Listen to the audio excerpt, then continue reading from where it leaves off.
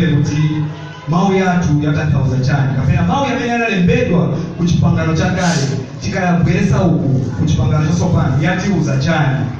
Ndiye kuvumbulusa kwa mau ya siku ya lero kwamene tifuna kuti atimasulire mu mau, popeza mau ndiye Mulungu wamene azatimasulira pa siku ya lero. Tiyamba na verse ya Genesis 1 kufika pa 11 tizamba kuyenda pang'ono ndiponso kupempani kuti pamene tikuyenda mumvesese manini because sinzakwanisa kumasulira kuchoka pa wanu yonse bwinobwino mundanda adapati nizamba kuonkhalisa pang'ono paka pamene verse ipeleka. Sigabe pastor. Genesis chapter 16 kuyambira pa verse yake ya 1. Bible tiverenga mchichewa. Tsono Sarai mkazi wa Abrahamu anali asana mberekere ana Abrahamuyo, koma anali ndi wantchito wa mkazi wa ku Igupto zina lake Hagara. Ndipo Sarai anati kwa Abrahamu, Yehova sanalole kuti ine ndikale ndi ana. Bwanji mulowe mwa wantchito wanga wa mkazi uyu kuti mwina ndingaone ana kudzera mwa iyeyu. Abrahamu anamvera Sarai. Tsono Sarai anatenga Hagara wantchito wake wa mkazi wa ku Igupto uja na mpereka kwa Abrahamu mwamuna wake kuti akale mkazi wake. Izi zinachitika Abrahamu atakala ku Kenani zaka 10. Abrahamu atarowana ndi Hagara uja anatenga mimba. Pamene Hagara anadziwa kuti anali woyembekezera, anayamba kunyoza mbuye wake Sara. Pamenepo Sarai anati kwa Abrahamu, inu ndinu amene mwandiputira nkhanza. Zikundichitikilazi ndinakupatsani wantchito wanga wa mkazi kuti akale mkazi wanu. Ndiye tsopano wayamba kundinyoza ine chifukwa wadziwa kuti ndi woyembekezera. Yehova ndiye amene aweruze pakati pa inu ndi ine. Abrahamu anati, wantchito wakoyu ali m'manja mwako, chita naye chilichonse chimene ukuganiza kuti ndi chokukomera. Tsono Sarai anazunza Hagara mpaka anatawa. Mngelo wa Yehova anampeza Hagara pafupi ndi chitsime mchipululu. Chinali chitsime chimene chili mpepete mwa msewu wopita ku Suri.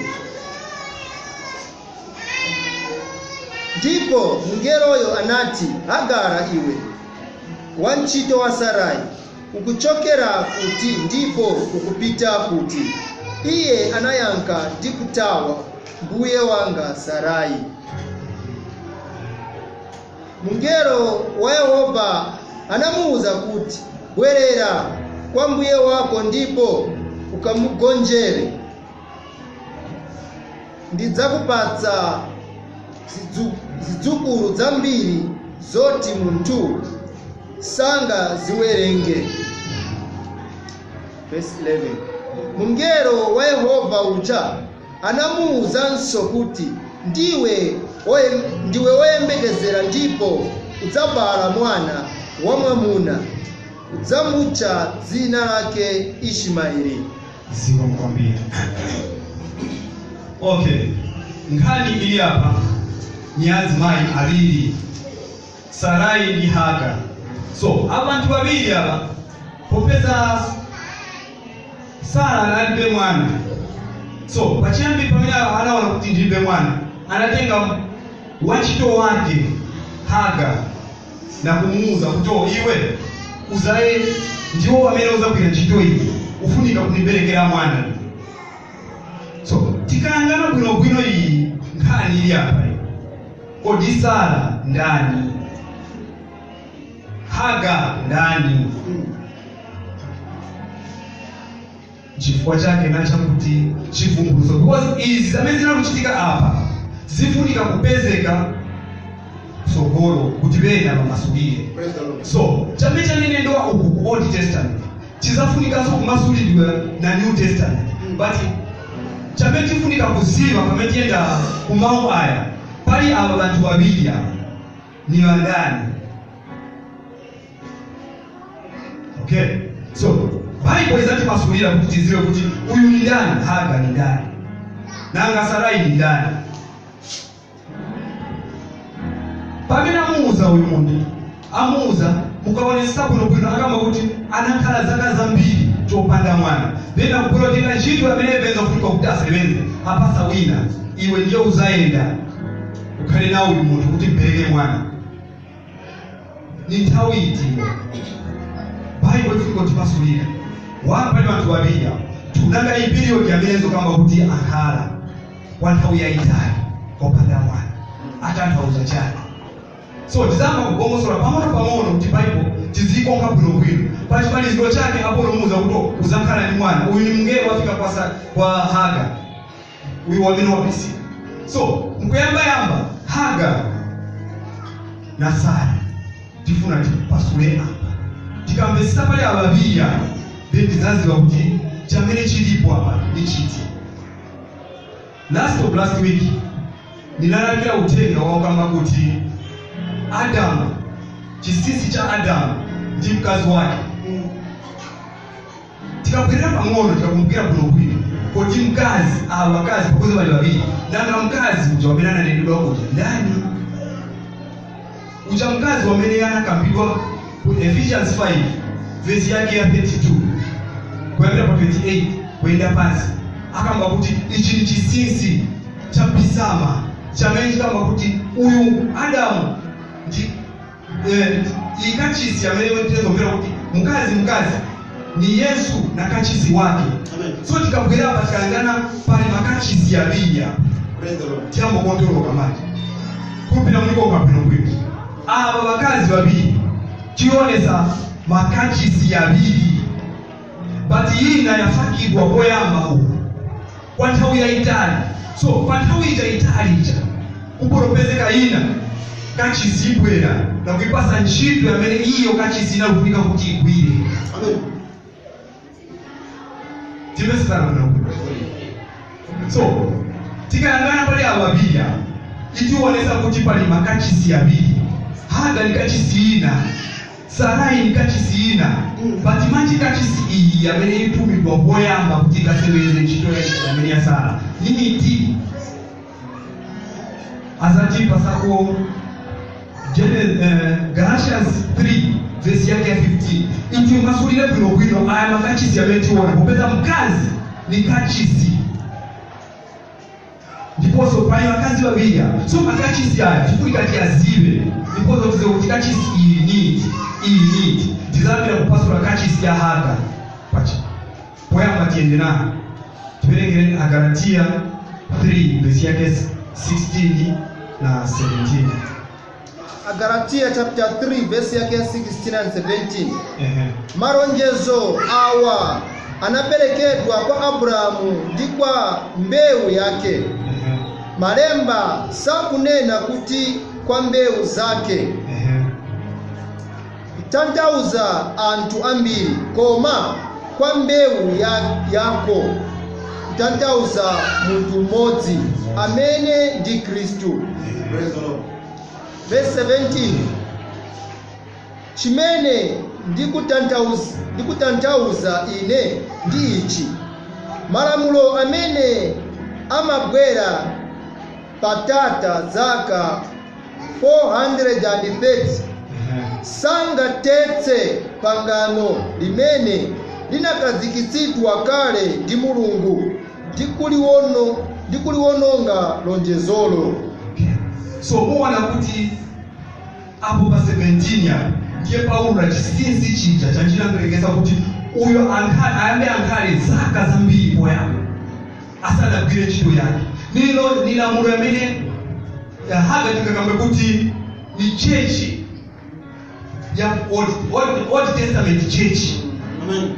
Then Sarai ni New Testament church yamene ikazikizidwa ipangidwa poyamba yankhala kachiviri kakaenda vaporotenga ina na kuisevenzesa patapita zaka 430 ichasivanga isevenzese vazayamba vaisunga. Why vaisunga? Icha ipoyo vumbulusa zamene ija izanena because zamene zili muli Old Testament church ndiye zinthu zamene zinasungidwa muli New Testament church. Futi mkayangana bwino mpeza kuti New Testament church ndiye ikwera na chipulumutso abana ba Israeli bakachimwa poyamba muri Old Testament church. So ikwera kupulumutsa zamene zisachitika mu Old Testament church. So bayamba bapanga lamulo bayituma kwa Moses kwa yamba kupeleka lamulo hili azayamba Moses tiena ija ilikale zaka zija ipani zaka zija izapita then ilikwera siza kwanilisa kukina zonse. That's why ilipe mpango yonse but ilinawo mpata because zamene bayitumira baja zonse zili muri ija ndiye copy ya Salau ukabereka Old Testament ifiko kupasa New Testament. So New Testament pameinga macondition yamene ipereka ndiye yonse ali muri yeye yamene ipasa ija yamene yatumiwa. Pamene namtuma akuuza kuto Moses alalikira chana utana alalikira za chipulumutso. Bati muja chipulumutso kaenda ukachikunga Yesu Kristo mulipe ali mpulumutsi. Amen. Ukapelera pale ni chani chikitika tiwe tie lalikira hiyo. Lalikira za Jona ali musomba komeno bazaziba wakaenda wakaona manje Jona alalikira chani. Jona alalikira za chipulumutso. Zamani zalembedwa kuti mu New Testament ija ni copy yacha zili kuja. So baenda balalikira but in Old Testament church yamezinga pange zinthu zonse ukhalabwino azabwera azazikupangisa kuti zonse ziyende pamene iye afunira but poyamba atuma chilamulo chikafika chikasebenza ntchito yake yonse then azabwera pa nthawi yake ikakwana. But chamene chilipo apa chakuti pamene Moses alalikira kapena pamene akamba za chombo cha Noah bantu silambe sabwino nanga ichi chamene unalikira kuti chombo pezi bantu basa akasema akapanga ijabwato then bantu bazangena matiyai ipo pakugalizira kwanu wona monga nisema na mwamene tisebera kumudzi tosema tumabende whatever but kusema kwanga kwamela kamba kuti usema chombo cha Noah ni mawu yamene ligaba ku bantu aba pamene iwo bakulupirira zaine azalola ufumu. Amen. Popeza iwo zimkulupirira tiye muzimbera socha because izintu zili mchimviri chape sichamene chonekeratu kwa ino but apitiriza Mose kulalikira utenga uti vele pakuona baona drama mulija but drama niye baona muja izafika nthawi yamene eva zabwera aivumbuluse bwino. Tikaenda muri Luka tikamfunza kuti Luka chamba munipase Acts 3 verse yake ya 22. Moses pamene hapa alalikira aenda sorry brother Malibia analikira za utenga uja but sipana mbesese stew woza mbesese aliwambili ngakai azisogoleli bawo bamene sana mbesese kuno bwino zamene iye analukulalikira but iye zamene zakugera na chali chilamulo kwa iwo mungati. For Moses truly said unto the fathers. Moses ananenera kupoera kuma fathers ba Jewish fathers azisogoleli anenera kupoera zaizi. The prophet shall the Lord your God rise up unto you of your brethren like unto me. Him shall ye hear in all things whatsoever you shall say unto him. So Moses olopana analukulalikira aona kuti ifika kumapendo abantu kumvesesa kweli sukambesesa ndiye pamene mondo kanzi pamene chita izi bena siwambera but kwa ine popeza mairo bazakamba kuti iwo amene ndio mesuna tuze propose zotuza bintu vuviliki kama ukisiona sesa panja so wamene ivo so anga nazo toke basaka bivuliremo kuti ndiwe ndizaba uzigatu kazi amen zamene nilikulayikira apa ngati simumpesesa azakwera mweneri wina wazabadwa kumbadwa wanu uyu zamene iye azanena muziziboke zonse. Praise the Lord. Chifukwa zamene nilalikira ini nizopindika nikakamba za kwatu simumpesesa nikambeza chombo cha Noa simumpesesa nikambe Jona naye alalikire simumpesesa so chanja chametika chile ni chitu musatire zamene huyo akwera azanena. Amen amen wamene sasa mbera zamene huyo anena aponiwa kumoto alipempata ongera mfumo wa Praise the Lord. So tipeza kuti iyi kachizi ya Old Testament inakwera kuzapaka zitunzi mkati mwa iye kuti vantu azisatire bwino but vuto yakuti olo bazisatire zinthu zapakisa zinapaka kwa chifukwa kama nizakupasani uzabereka mwana uyu Ishmael but kuzakwera zitukulu vambiri meaning bazapaka so chilamulo nchambiri whereby kuchikonga bwino ukandiwa ona kusiriza bwino mwaichi tizaona mawe yamene yatiuza zoona kuti zoona ichilamulo chikwaniza kupanga zinthu bwino olo ayi a Hebrew atipase Hebrews 7 verse yake ya 18 na 19. Hebrews 7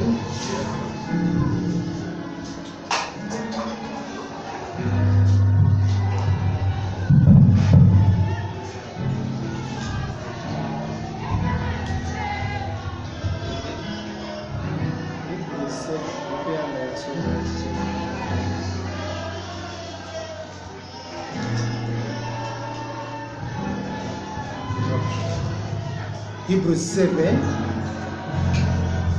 verse yake ya 18 na 19.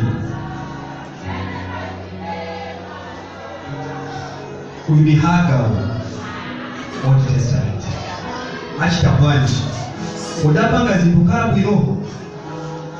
Hebrews chapter 7 verse yake ya 18 and 19. Verse 18 pakutitu kulikutaya kwache kwa lamulo lidadza kalelo chifukwa cha kufoka kwache ndikusapindulitsa kwache sipindulisa konse pakuti chilamulo sichinachitira kantu kakale kopanda chilema so ndipo kulinso kulowa nacho chiyembekezo choposa chimene I repeat verse 19 pakuti chilamulo sichinachitira kantu kakale kopanda chilema ndipo kulinso kulowa nacho chiyembekezo choposa chimene tiyandikira nacho kwa Mulungu. Okay. So muona kuti ndipo anakambapo kuti muli chilamulo nichofoka ndiponso chingachiteke kalikonse bwino. So iyi chali chinabwera yakhazikitsidwa first tingaikonke but kulibe chilichonse chabwino chamene izabwereza ni chifukwa chake Mulungu analemba ija kutipasa poyamba chinali chiphunzitso kuti tichite bwanji tiphunzirirepo pamene tikuyenda tikatenga ija lamulo tayikonga bwino Old Testament tifunika wina omasulira uyo omasulira umene afunika obwera akabwera Yesu Kristu azamasulira because ndiye kopi inasala kuja alisala. So New Testament pamene ibwera Sara abwera kumasulira zamene zinali kuchitika mkati mwa ija kuti ife tichite bwanji tipeze chiphunzitso chamene atiuza. Ija amene inalopamba so iphunzitsa ichi ija amene analonena so Abraham aphunzitsa ichi but ngati onemerawo kapena ogaba mawu sakwaniriza kumasulira chamene Bible yanena kuti aende ku Old Testament koso aende ku New Testament nikala yovuta because bantu amabasomesa bazakhalira chapa mchilamulo bananena kuti chakuti chichitike so minus kuyagala kuti nanga Bible ina New Testament ikambapo bwanji pakhaliri. So umafunika waenda ku Old Testament wafika wachekina wabwerera ku New Testament wachekina wapeza chipulumutso because Yesu tikamufunza pali nkhani nanga ni chani chamene ulambula pali nkhani azapezeka muri Luka 24 atiuza kuti zonse izi zamene zalembedwa kuyambira kuli Moses na neneri wonse alambula zaine pati ukafika mu Old Testament suzaipeza. So Haga ali Old Testament uyo ndiye mkazi wamene atumizwa kuli Sarai kuti azabwere azalalikire pachiyambi akalalikira ijamanje Old Testament New Testament ibwera.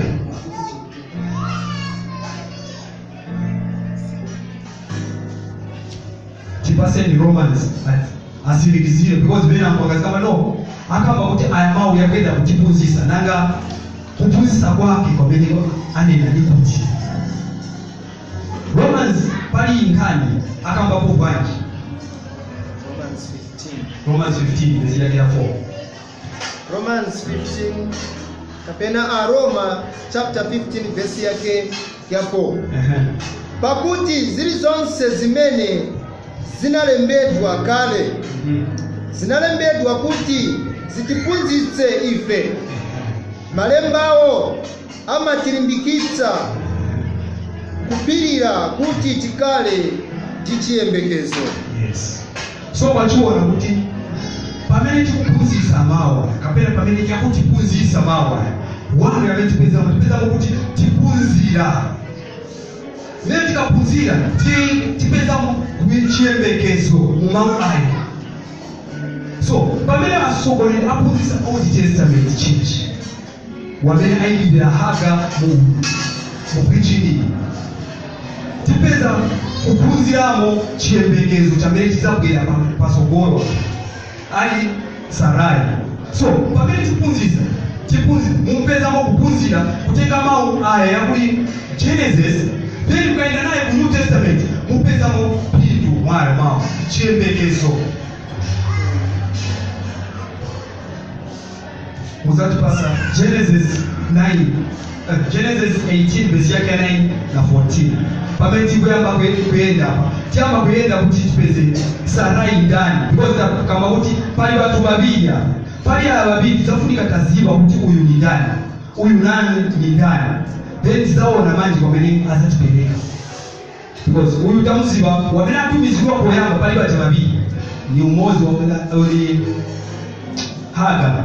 So Haga ayimirira Old Testament church nanga Sarai ayimirira chani tieni tokolo Genesis 18 verse 9 kufikira pa 15. Antuo anafunsa Abraham kuti mkazi wako Sara ali kuti? Iye anati ali mtentum. Tsono mmodzi wa iwo anati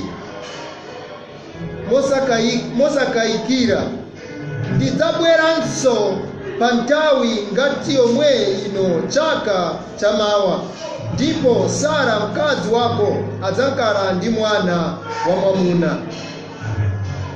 Koma Sara amene anali kumbuyo kwa Abrahamu pa khoma la tenti ankamva zonsezi.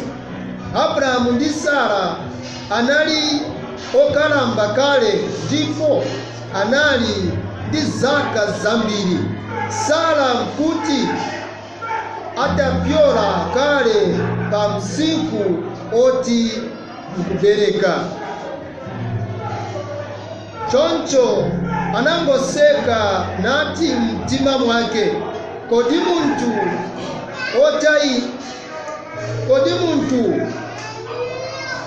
wotayita ngati ine ndingasangalalenso kugona pamodzi ndi mbuye wanga, mwamuna wanga nayenso ndi wokalamba. Ndipo Yehova anati kwa Abrahamu, "N'chifukwa chiyani Sara anaseka mkati moti ine ndidzakaladi ndi mwana mmene ndakalambira inu?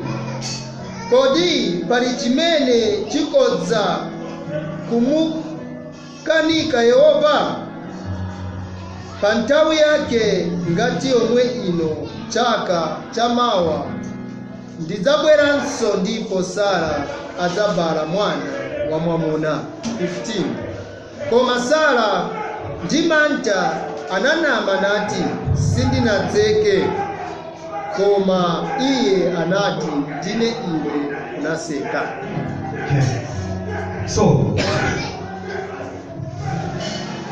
timvera nkhani mbali ya Sara pamene Mulungu afika kwa iye afunsa Abrahamu kuti nanga Sara ali kuti?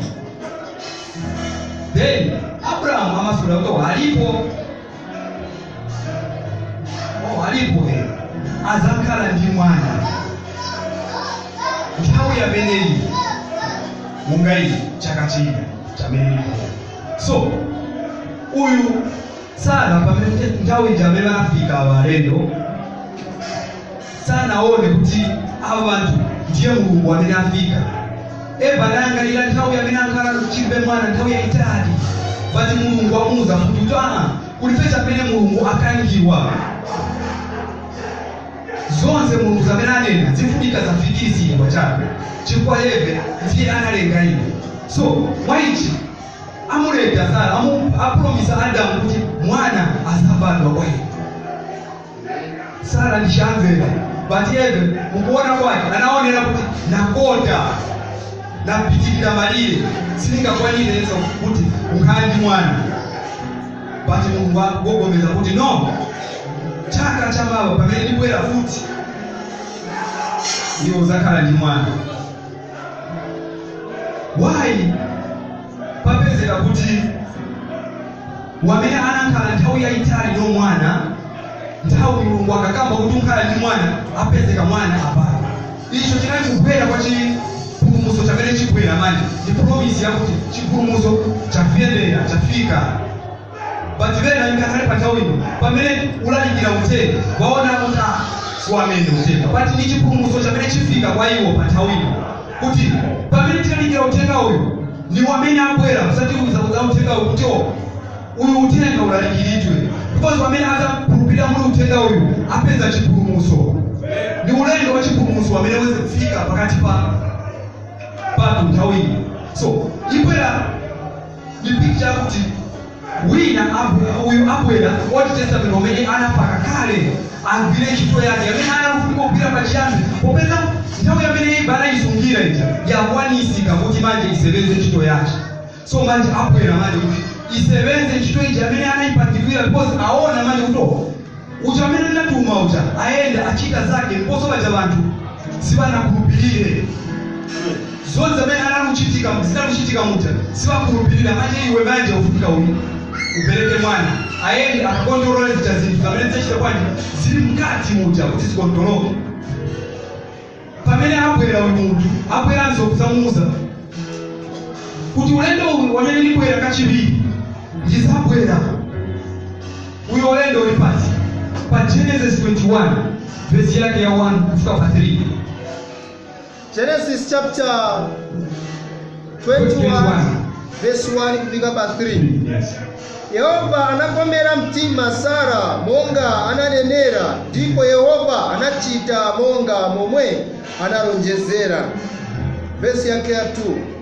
Sara anakhala ndi pathupi ndipo anamuberekera Abrahamu mwana wamwamuna mu ukalamba wake pa nyengo imene Mulungu anamulonjeza.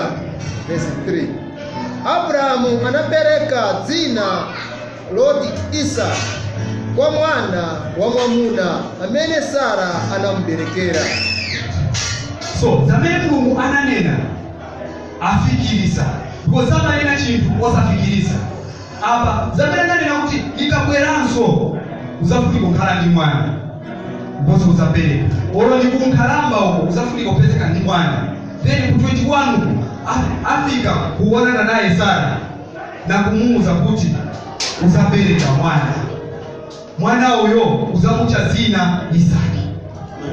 So tikaona manje Mulungu akwera atawiri uzamasulira uzamuchitira chifundo papita nthawi yaitali tiye na iwe ukhale ndi mwana ndiponso akupasana zina Abrahamu uzadera mwana uyu Isaki.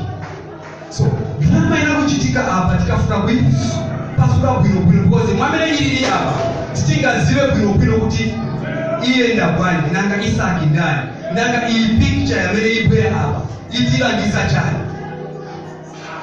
So tikafuna kuti tipeze zamene zinachitika uku kopeza Yesu tikafunza atiuza kuti zamene zalembedwa kuyambira kuli Moses kufikira kwa aneneri onse zinena zaidi nanga iyi picture ibwera apa niti.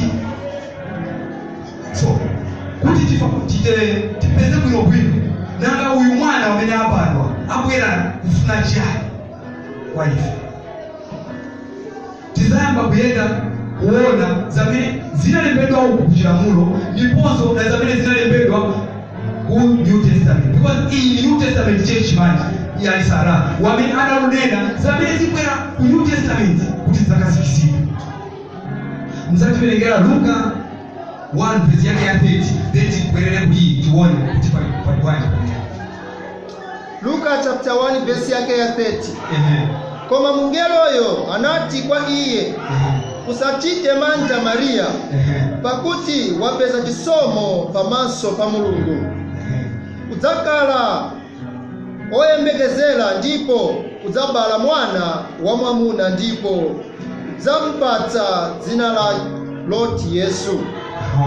So mukayangana picture ija ndiye ichitika ku New Testament pamene analukulalikira kuja Yesu anagomereza kuti zamene zalembedwa zinena zaine ija picture inalikuja ndiye ibwera meaning analukulalikira zaine kubwera kwa Yesu Kristo.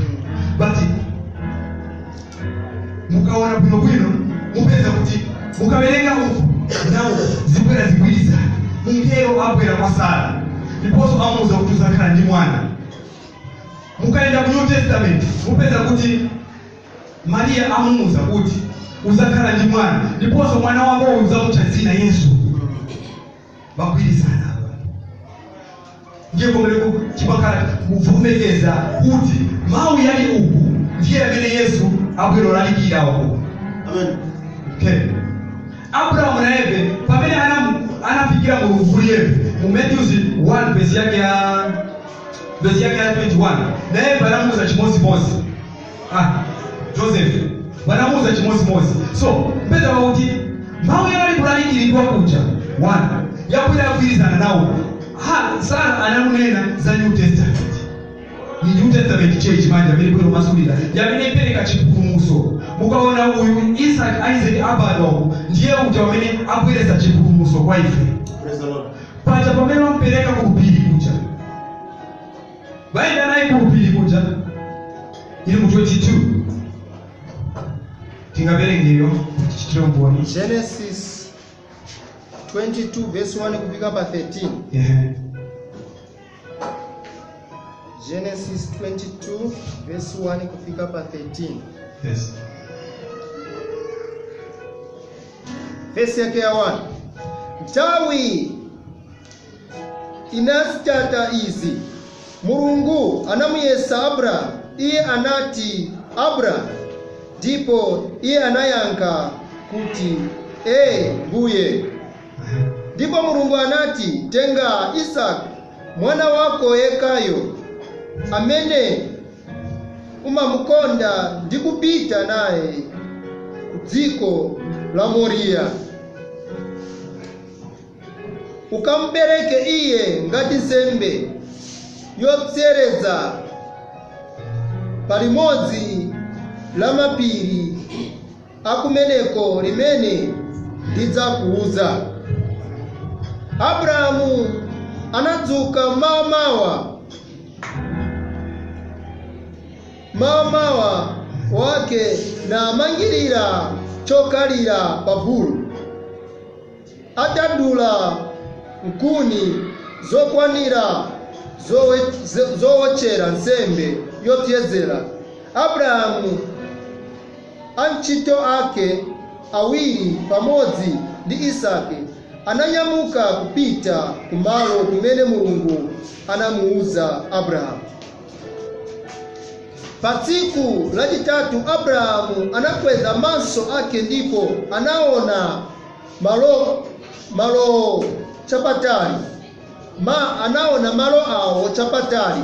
Ndipo Abrahamu anati kwa antchito ake aja, bakalani pano ndi buluyu, ine ndi mnyamata uyu tipita uko kukapemphera koma tibweranso. Abrahamu anatenga nkuni za nsembe yopyezera zija namusenzetsa mwana wake Isake. Ndipo iye mwini anatenga moto ndi mpeni. Pamene awiriwo amayendera pamodzi, Isake anati kwa abambo ake Abrahamu, abambo. Abrahamu anayankha, mwana wanga.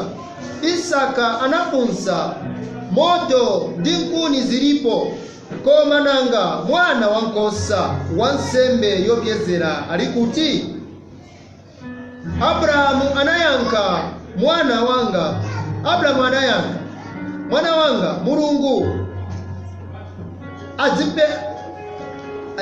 Abrahamu anayankha, mwana wanga, Mulungu adzipezera yekha mwana wankhosa wa nsembe yopyezera. Ndipo awiriwo anapitiriza ulendo. Atafika pamalo pamene Mulungu anamuuza paja, Abrahamu anamangapo guwa la nsembe nayika nkuni pamwamba pa guwapo. Kenaka anamumanga mwana wake Isaka namugoneka pa guwapo pamwamba pa nkuni paja. Kenaka Abrahamu anatambasula dzanja lake natenga mpeni kuti ape mwana wake. Koma mngelo wa Yehova anayitana Abrahamu kuchokera kumwamba nati, Abrahamu, Abrahamu. Iye anayankha kuti, Ambuye.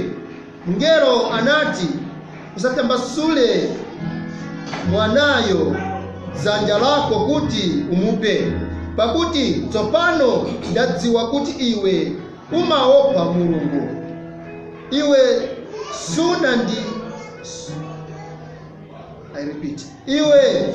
sunandimane mwana wako mmodzi eka. Abrahamu anatukula maso ake ndipo anaona nkhosa ya mphongo itakoledwa ndi nyanga zake muziyangoyongo. Iye anapita nakatenga nkhosa ija ndi kuyipa ngati nsembe yopyezera malo mwa mwana wake. Okay. So, iyo vesi yawerengedwa pozo likulupira kuti mwenzeri kusatira buno bwino. Panthawi Mulungu anapasa instruction, tenga mwana wako mmodzi upite naye kupita. Then Abraham anyamula mwana wake uja na wena bache batatu kuti apite nawo kupita. But pamene anali kuyenda anafika pamalo ena amene baja pamene ananyamula kuti wamuperekeze banasala. Basala baja atenga mwana wake na Eve tiye mbele. Wafika kumwamba kumene kumapita. Bayi mukuyenda muja ato mwana aona kuti apa pantu apa katundu yonse amene mayenda nawo every time tikaenda kuchita zamene tiyenda kuchita izi sio kwana. Afunsa kuti nkuni tanyamula, moto tanyamula, mupeni tanyamula nanga ngoza ili kuti uja mwana kaidi umaini mwaka nazisa kuti ngoza nthawi zonse tikamba kuyendawo kuti manyamula bati apa palibya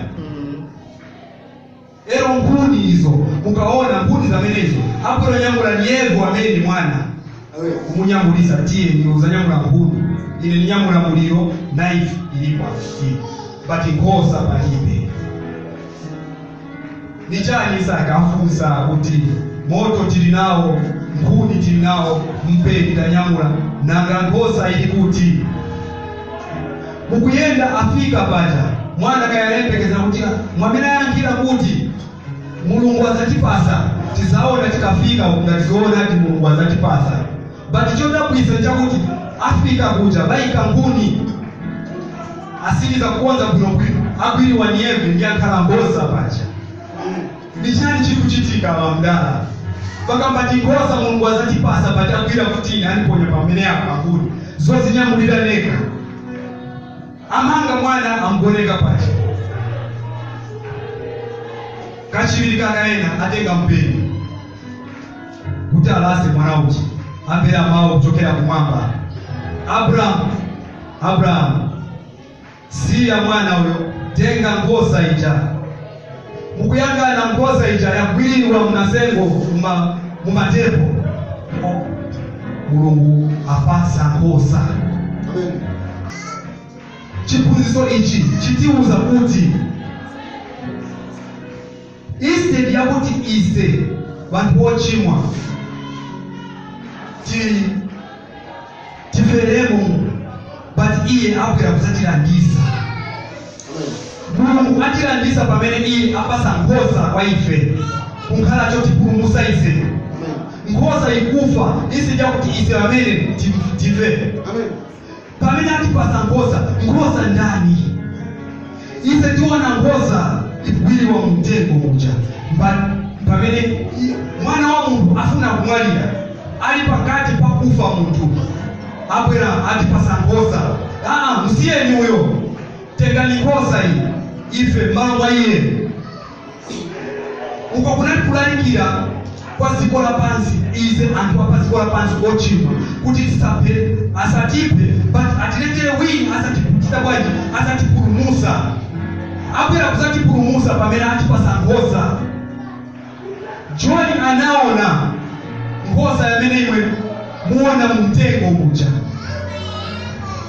John analalikira za ngoza imeneyi pamene anali kuyenda but wanthu anazindikire konse but panthawi iyi amene anali kulalikira Moses mbebebe wanthu anaziwa kuti drama imene inali kuchitika apa niti alemba Bible ngakhale panthawi ino mmene azipazindikira kuti pamene zichitika izi ndikulandisidwa kwa inu kuimfa na kukupasani chipulumutso Mulungu azatipasa Mulungu achita provide azipasa umoyo atichosako kuimfa zilembeka kuti izi kuti zigwirizane na izi amene tikunena ku Old Testament tipaseni verse ya John 19 verse yake ya 17 John chapter 19 verse 17 and 18 atanyamula mtanda wake anaona picture hiyo ya macha iwonesa picture menye mwana anyamula nkuni amen anapita kumalo otedwa malo abeti kwamene anamtuma Abrahamu kapita naye zama sanga pedwele muziko mkati mwamene abadwina Afrika kuyenda kumalo ya kutali kwamene atumidwa malo otedwa abedi chiaramaiki amatedwa Golgota pamenepo iwo anampachika iye pamodzi ndi anthu ena awiri mmodzi mbali ina ndi wina mbali inanso ndipo Yesu pakati so pamene anyamula nkuni mwana uja chilangiza Yesu amene azanyamula mtanda wace pamene apita kumalo pamene iye waenda kwa mpera uko ndikucha kwa munzi sifukati nchifukwa chake mkaona kule pamene kuli ku Old Testament bakamba kuti anampasa instruction yoyenda ku pili kutatu ngezapo fika kwa yeye akabwera sasa mpira mkati muja baada za mtosa unja kwa dela ya mene aliko akakwenda kumpira mtani. So pamene anyamula mtanda atiwoneza Yesu Kristo zamena za bwero chiti pamene aenda kupi ni Yesu ndio amene aenda kupita kuti wamene zampachikira akafika paja apachikirwa chifukwa chake mwana uja anagwirwa ndi kumangiwa.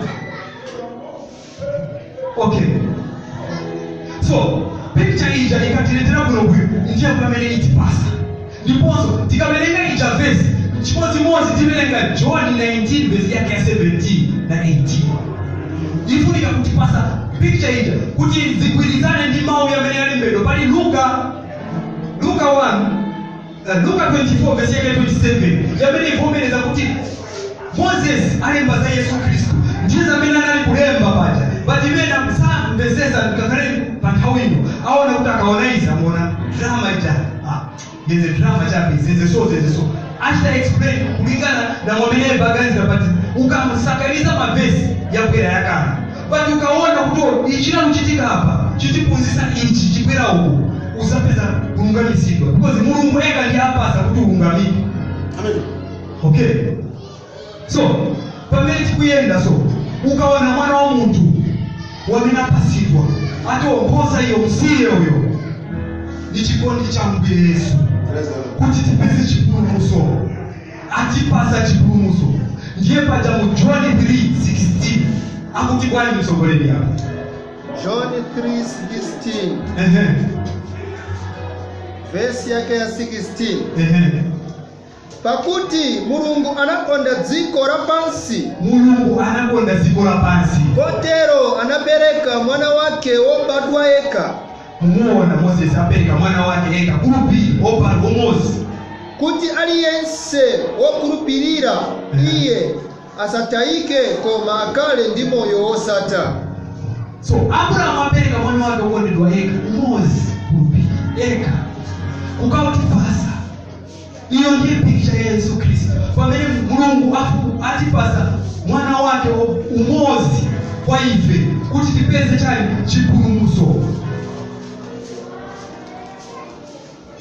Ni chikondi cha Mbuye Mulungu kuti tikhale pa siku ya lero pano timvera mawu ake. Ni chikondi chake kuti tiziwerenga uku pang'ono kuti tidziwe chinsinsi cha mawu.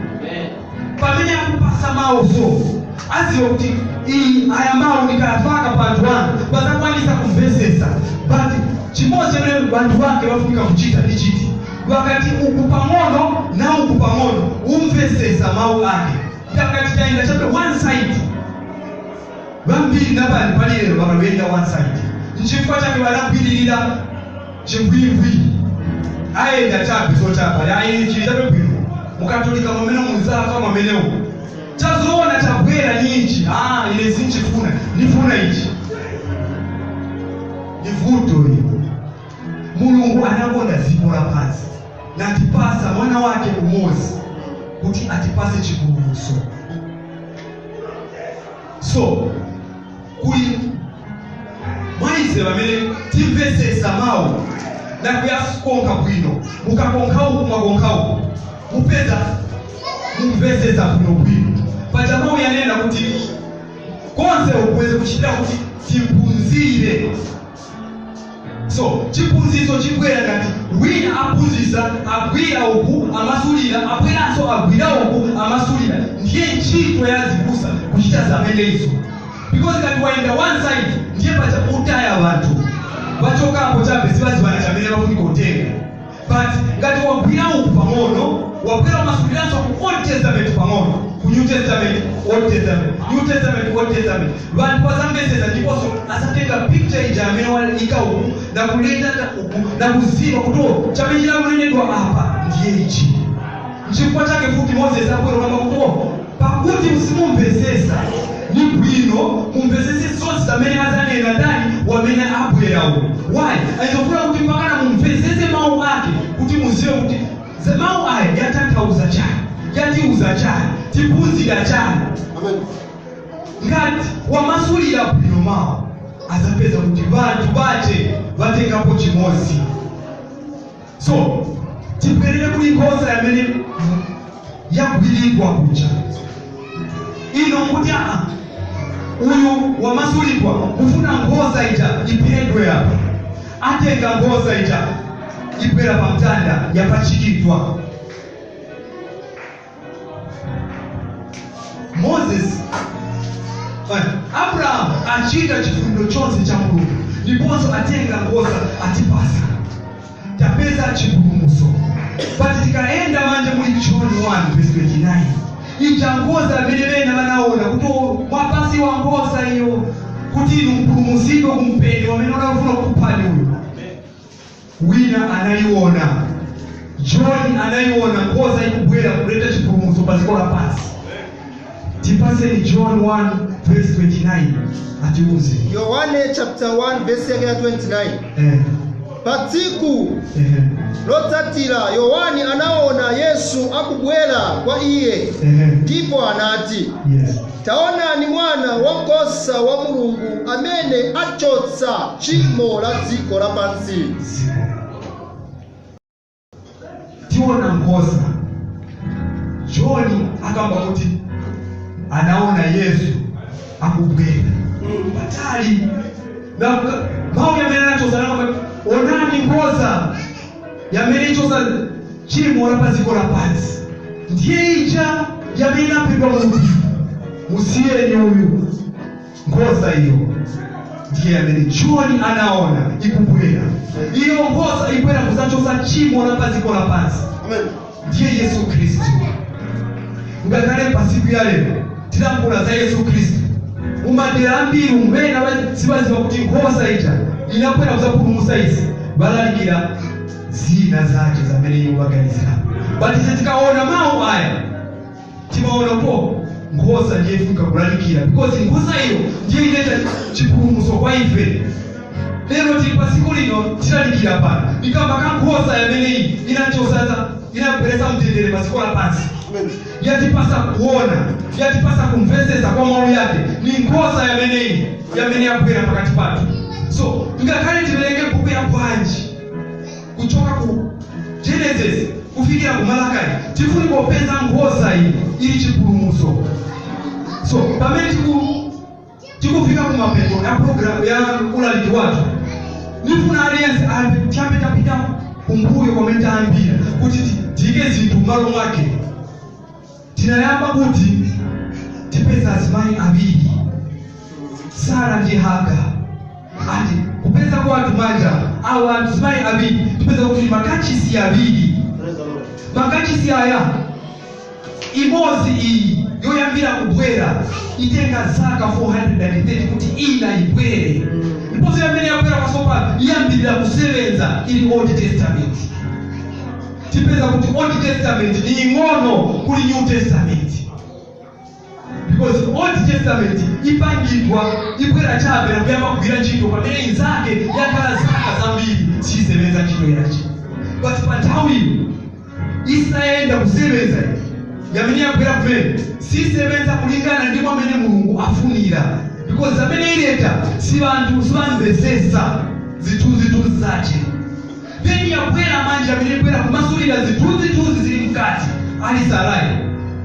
New Testament yamene ibwera kunenera zonse zamene zinali kulembedwa. Because zamene zinalembedwa koyamba ndiye zili muli ija. So iwe aya makachisi abiri imozi inenera koyamba yachiwiri ibwera kumasulira zamene ija inenera ntchito yawo yazira. But mukati maulendo tipeza kuti manja after uyu wamasulira akamasulira wa number 2 New Testament atiletera chipulumutso. Chipulumutso chikabwera ndiye chamene tifunika kulalikira ku bantu. Because pamene ali kulembedwa so inalembedwa kuti tiphunzire za chipulumutso chamene chibwera. So kumasulira uku ni kwa kuti New Testament imasulira Old Testament. Then New Testament na Old Testament mukaimbesesa ikupasani kupulumutsidwa. Panthawi ino ulaliki wanga usapera pamene apa chifukwa